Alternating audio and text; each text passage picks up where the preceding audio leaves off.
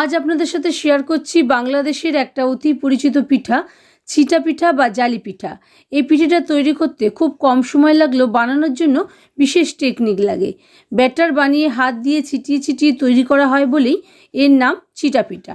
এই ছিটা রুটি কিন্তু যে কোনো ঝালঝাল তরকারি বা কষা মাংসের সঙ্গে পরিবেশন করা হয়, আর খেতেও দুর্দান্ত লাগে। পিঠাটা সাধারণত ডিম দিয়েই করা হয়, তবে এটা ডিম ছাড়াও তৈরি করা যেতে পারে। এর আগেও অনেক বাংলাদেশি পিঠের রেসিপি আপনাদের সাথে শেয়ার করেছি, সবগুলোই আপনাদের ভালোবাসা পেয়েছি। আশা করি এই পিঠার রেসিপিটাও আপনাদের পছন্দ হবে। তো নমস্কার বন্ধুরা, রাখিস ফুড হাবের আরও একটা নতুন পিঠের রেসিপিতে আপনাদের সবাইকে ওয়েলকাম।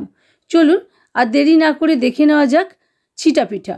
এর জন্য প্রথমেই একটা গ্রাইন্ডিং জার নিয়ে নিয়েছি, তাতে 1 ইঞ্চি পরিমাণ আদার টুকরো, 4-5টা রসুনের কোয়া আর একখানা মিডিয়াম সাইজের পেঁয়াজ একটা স্মুথ করে পেস্ট বানিয়ে নেব। এবারে দেখুন, একটা বাটিতে 1 কাপ পরিমাণ চালের গুঁড়ো নিয়েছি, 1/4 চামচ মতো নুন, আর যে পেঁয়াজ আদা রসুনের পেস্টটা বানিয়েছিলাম সেটাকে ছেঁকে রসটা নিয়ে নিয়েছি। একটা ডিমের সাদা অংশটা নিয়েছি, নিয়ে সবটা ভালো করে হুইস্কারের সাহায্যে মিশিয়ে নিচ্ছি। প্রথমে এগুলো এমনি মিশিয়ে নেবো, নিয়ে তারপরে অল্প অল্প করে জল অ্যাড করে একটা পাতলা ঘোল বানিয়ে নিতে হবে। দেখুন, খুব ভালো করে অল্প জল অ্যাড করে করে একদম স্মুথ করে নিচ্ছি ব্যাটারটা। প্রথমেই একেবারে বেশি জল দেবেন না, তাহলে লাম্প থেকে যেতে পারে। প্রথমে খুব ভালো করে স্মুথ করে মিশিয়ে নেওয়ার পর পরিমাণ মতন জল অ্যাড করে দিতে হবে।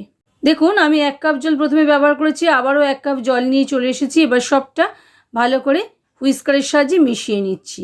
ডিম দিয়ে বানালে একটা রিচ ফ্লেভার আসে আর সহজে ছিঁড়ে যায় না, সেই জন্য তোলার সময়ও খুব সুবিধা হয়। ট্র্যাডিশনালভাবে ছিটে পিঠে তৈরির সময় ডিমের কুসুম ব্যবহার করা হয় না, যাতে এর সাদা রং বজায় থাকে।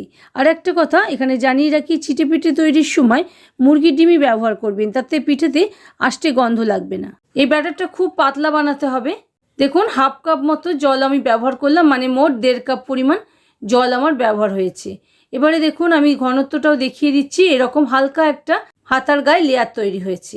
10-15 মিনিট রেস্টে রেখে দিয়েছিলাম। 10-15 মিনিট পর দেখুন, এটা আরও একটু ঘন হয়ে গেছে, মানে চালটা একটু ফুলে গেছে, সেই জন্য আরও অল্প একটু জল আমি ব্যবহার করছি। দেখুন, ভালো করে আবারও মিশিয়ে নিচ্ছি। আর এটা যখন আমরা তাওয়াতে অ্যাড করব, তখন কিন্তু এরকমভাবে হাতার সাহায্যে একবার নেড়ে নিতে হবে, কারণ চালের গুঁড়ো তলায় বসে যায়। এবারে একটা তাওয়া বসিয়ে নিয়েছি গ্যাস বার্নারের উপরে, অল্প একটু তেল দিয়ে দিলাম, ব্রাশ করে দিচ্ছি পুরো তাওয়াটাতে, মানে মাখিয়ে দিচ্ছি আর কি। মাখানোর পর গ্যাসের ফ্লেমটা একদম লোতে করে দিচ্ছি। এবার দেখুন, হাতে করে একটু করে ব্যাটার তুলছি আর এরকমভাবে মানে ছিটে দিয়ে দিচ্ছি। এরকম ছিটে দিয়ে দিয়ে পুরো তাওয়াটা আমাকে ভরিয়ে ফেলতে হবে। এটাতে একটুখানি নোংরা হয় 4-5টা, কিন্তু খেতে খুব মজা লাগে, সেই জন্য এটুকু নোংরা স্বীকার করে নেওয়াই যায়। এবারে দেখুন, চারধারটা আমি এরকমভাবে পুরোটা ছড়িয়ে দিয়েছি। প্রথমেই নাড়বেন না, একটুখানি মিনিট 5 হতে দিতে হবে। তারপরে যখন তলাটা শক্ত হয়ে যাবে, তখন চারধার দিয়ে এরকম স্প্যাচুলা দিয়ে হালকা হাতে একটু তুলে নিয়ে দেখুন খুব সুন্দর উঠে এসছে। এরকমভাবে ফোল্ড করে নিতে হবে। পিঠেগুলো কত সুন্দর দেখতে হয়েছে আর কতটা মুচমুচে হয়েছে দেখেই বুঝতে পারছেন, দারুণ লাগে খেতে। আবারও একটা আপনাদের করে দেখিয়ে দিচ্ছি। একইভাবে আবারও তাওয়াটা তেল মাখিয়ে নিলাম, খুব সামান্যই তেল দিয়েছি। এবারে গ্যাসের ফ্লেমটা লোতেই রেখেছি। আবারও এরকমভাবে ছিটে দিয়ে দিয়ে পুরো তাওয়াটা ভরে নিচ্ছি। ভরে নিয়ে সঙ্গে সঙ্গে হাত দেবো না, একটুক্ষণ সেট হতে দিতে হবে, মানে মিনিট 2-3 সেট হতে দিতে হবে। তারপরে আলতো হাতে স্প্যাচুলা দিয়ে ধারগুলোকে একটু ছাড়িয়ে নিয়ে ফোল্ড করে নিলেই আমাদের আরও একটা ছিটে রুটি তৈরি হয়ে যাবে। দেখুন, তলাটা শক্ত হওয়ার পর ধার থেকে একটু ছেড়েও আসবে, দেখলেই বুঝতে পারা যায়। এই পিঠেতে অনেক জালি থাকে বলে অনেকে এই পিঠেগুলোকে জালি পিঠেও বলেন। এইবারে এরকমভাবে ফোল্ড করে নিতে হবে। তাহলে দেখতেই পেলেন বন্ধুরা, কত সহজে তৈরি হয়ে গেল ছিটা পিঠা। আমি এই ছিটা পিঠার সঙ্গে ঝালঝাল কাশ্মীরি চিকেন মশলা সার্ভ করেছি। রেসিপিটা আগের দিনই আপনাদের সঙ্গে শেয়ার করেছি। আমি ডেসক্রিপশন বক্সে ভিডিও লিঙ্কটা অ্যাড করে দেবো। এখনও যদি না দেখে থাকেন তাহলে চাইলেই দেখে নিতে পারেন।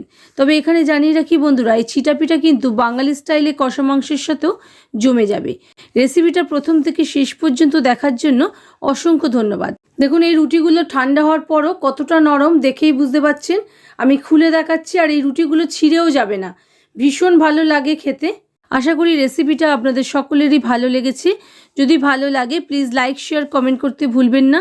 আর চ্যানেলে যদি নতুন বন্ধু হয়ে থাকেন তাহলে চ্যানেলটা সাবস্ক্রাইব করবেন। আর ভিডিওটা যদি ফেসবুক পেজ থেকে দেখে থাকেন তাহলে পেজটাকে ফলো করে নেবার অনুরোধ রইল। ভালো থাকবেন, সুস্থ থাকবেন। আবারও আসছি নতুন রেসিপি নিয়ে, নতুন কোনো ভিডিওতে।